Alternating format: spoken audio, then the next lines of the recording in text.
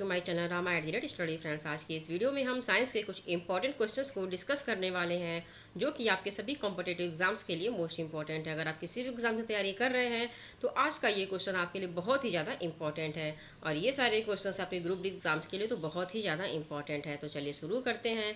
आज का हमारा पहला क्वेश्चन है, कोलेजन क्या है?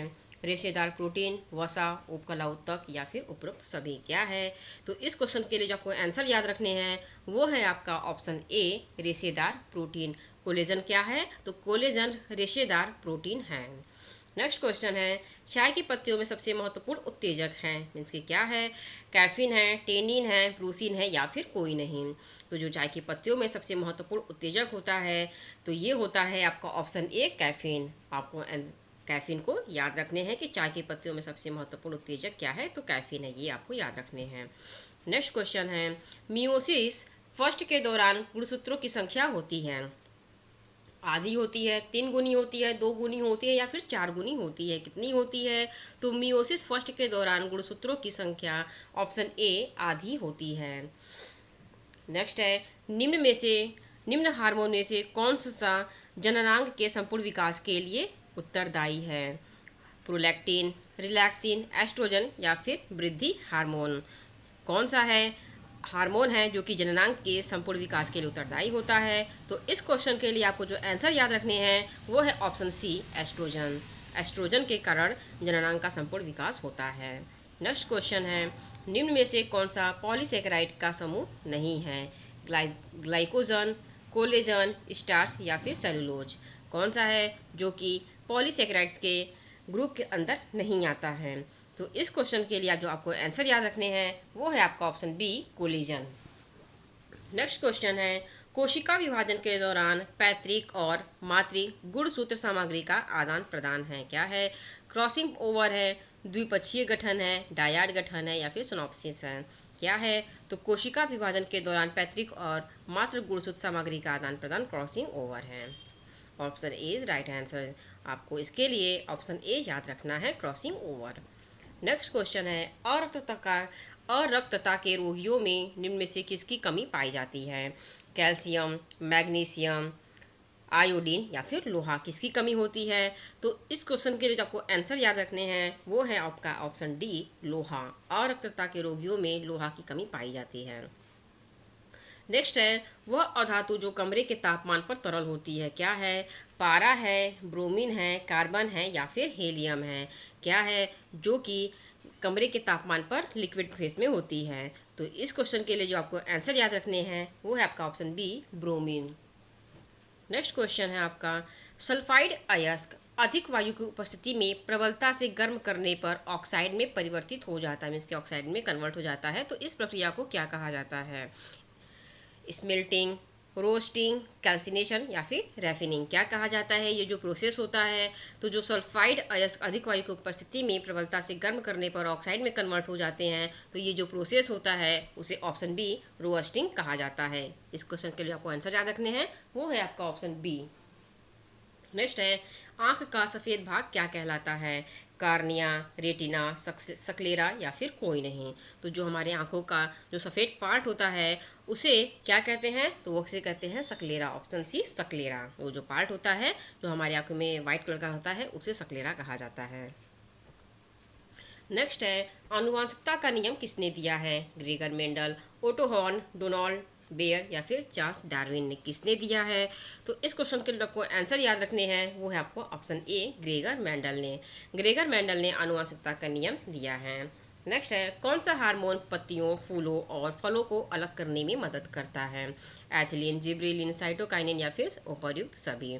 कौन सा हार्मोन है जिसके कारण पत्तियां, फूल और फल अलग हो जाते हैं? तो ये जो हार्मोन है वो आपका है ऑप्शन सी, साइटोकाइनिन, जिसे कि आपको याद रखने हैं। Cytokinin is most important for this one. Next question है, पानी के नीचे तैराक बिल्कुल साफ पानी में भी स्पष्ट रूप से नहीं दिख पाते हैं।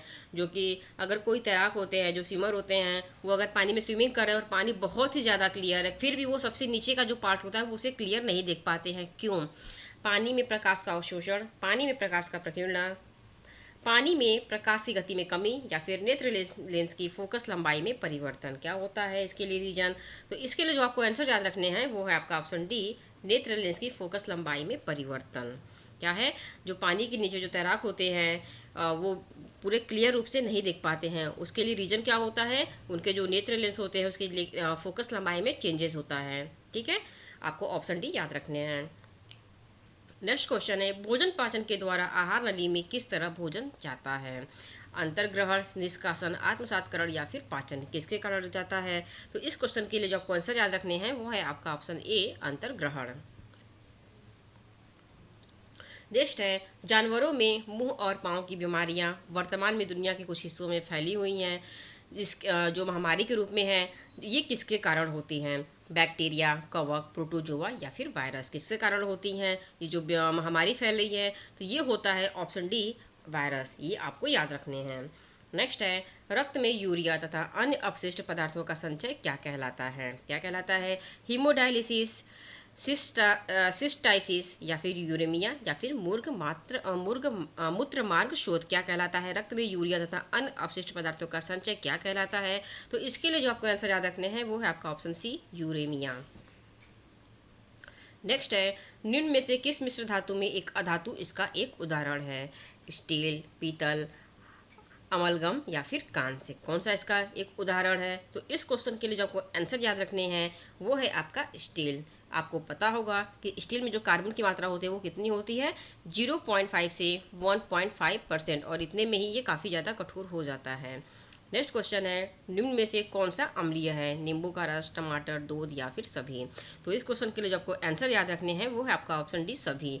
मीन्स की जो अम्लीय है, अम्लीय की कैटेगरी में आपका आता है नींबू का रस भी आता है, टमाटर भी है और दूध भी है।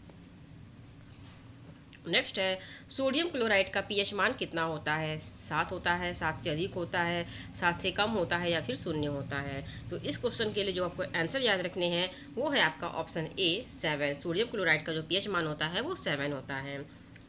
नेक्स्ट है, निम्न में से कौन सा लाल लिटमस को नीला कर देगा? सिरका, बेकिंग सोडा समाधान, नींबू का रस या फिर शीतल पेय, किसके कारण लाल लिटमस नीला हो जाता है? तो इस क्वेश्चन के लिए जो आपको आंसर याद रखने हैं वो है आपका ऑप्शन बी, बेकिंग सोडा समाधान। इसकी बेकिंग सोडा जो सॉल्यूशन होता है इसके कारण लाल लिटमस जो होता है वो ब्लू में कन्वर्ट हो जाता है। नेक्स्ट है, पूर्ण आंतरिक परावर्तन के लिए कौन सा सही है? प्रकाश विरल से सघन माध्यम की ओर गमन करता है, प्रकाश सघन माध्यम से विरल माध्यम की ओर गमन करता है, या फिर प्रकाश केवल हवा में गमन करता है, या फिर प्रकाश केवल जल में गमन करता है?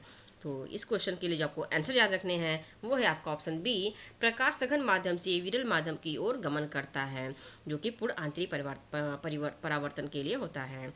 नेक्स्ट है, निम्न में से वस्तु की सभी स्थितियों के लिए एक आभासी और सीधा प्रतिबिंब बनाता है, कौन सा लेंस होता है जो कि एक सीधा प्रतिबिंब बनाता है? अवतल लेंस होता है, उत्तल लेंस होता है, दोनों होता है या फिर दोनों नहीं होता है, कौन सा है? तो इसके लिए जो आपका राइट आंसर होगा वो आपका होगा ऑप्शन बी, उत्तल लेंस।